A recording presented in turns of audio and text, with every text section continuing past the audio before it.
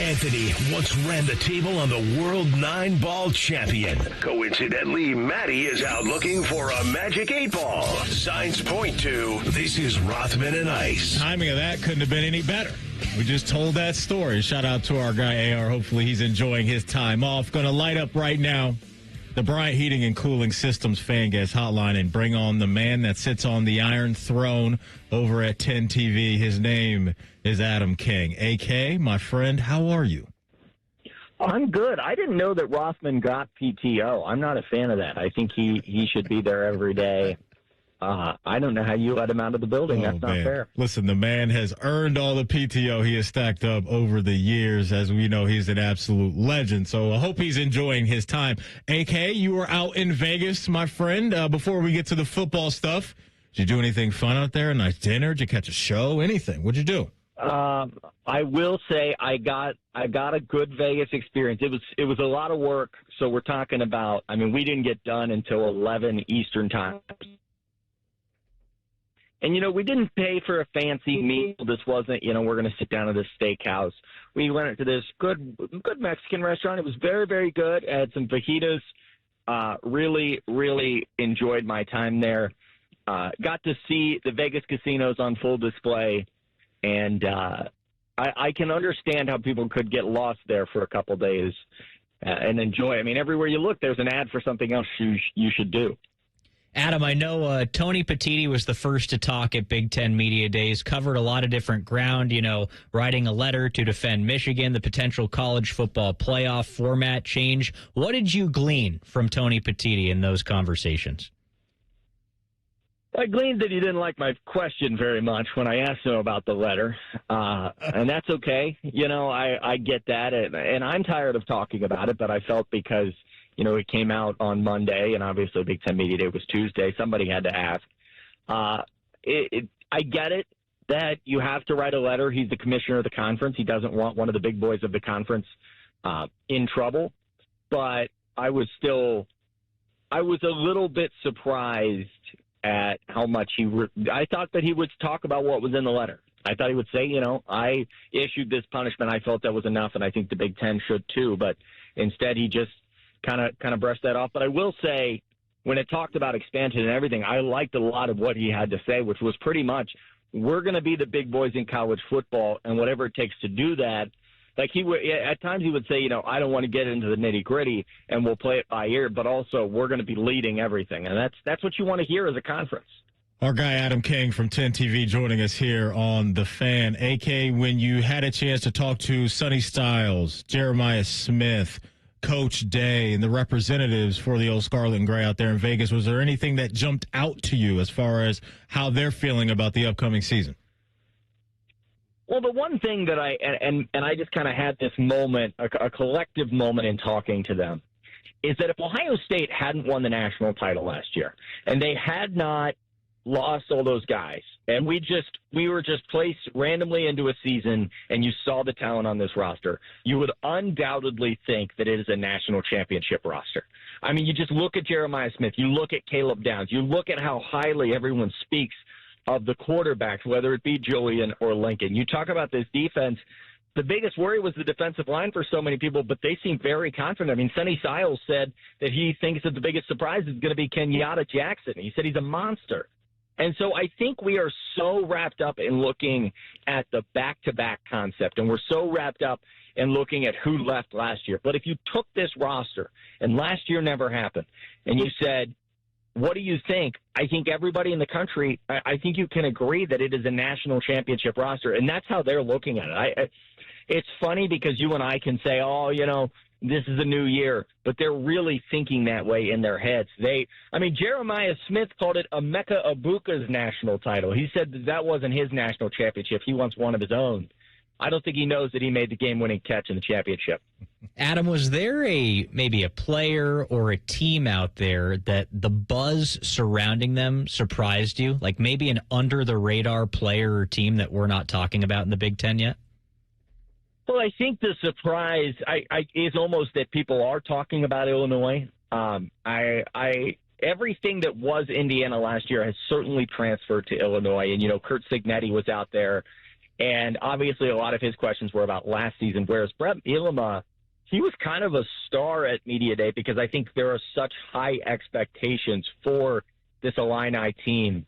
And when you look at what they bring to the table, it's not surprising. I mean, I think there is 100% a chance that Ohio State and Illinois meet undefeated when it comes to their time in Champaign. I think that's very possible. Yeah, I agree. And we'll get a little feel of a measuring stick game for Illinois when they take on Indiana, because I know there's some people out there excited about Mendoza, Indiana's new quarterback, following Curtis Rourke from OU.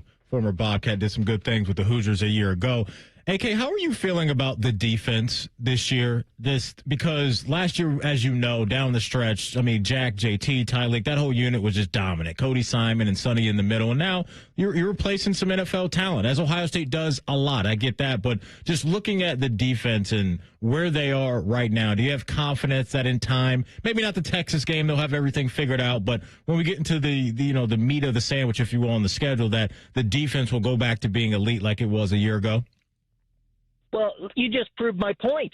You just talked about this year, but you had to mention everybody from last year.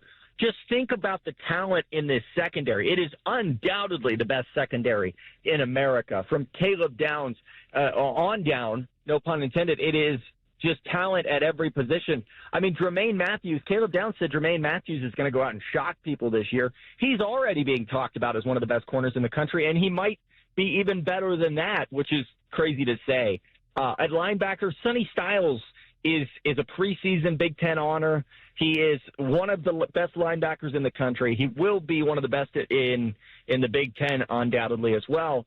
And so Arvell Reese is going to be a name that a lot of people talk about. The biggest question is this defensive line, and Kenyatta Jackson, Caden Curry are going to be okay. Adding Atkinson is huge for this team. And I am so excited to see what C.J. Hicks looks like in this Matt Patricia defense. But, no, I'm not worried about the defense. Yes, they lost a lot of pieces, but, man, this team returns a lot of talent. Adam, I know a lot of the conversation has been surrounding why Vegas for the Big Ten Media Days. The media have been talking about that maybe it's a little bit far away. It doesn't really encapsulate what the Big Ten is all about. What do you think, now that you've been there, seen the sights, seen the sounds, what do you think about Big Ten Media Days taking place in fabulous Las Vegas? Well, I think it was good for Vegas. I think they got a lot of extra money, and, that place is struggling for money, obviously. And you walk around the casino, there's a lot of winners in there. No, I think it was not Big Ten country, obviously. It was odd. It was in a convention center, which is fine, but I felt that was a little bit it could have been anywhere. If you're going to do it in a convention center like that, let's do it in a convention center in Terre Haute, Indiana, before we all fly out to Las Vegas. I understand that Indianapolis, and the commissioner was honest about this, was booked up this year. So I don't think it'll be an annual tradition.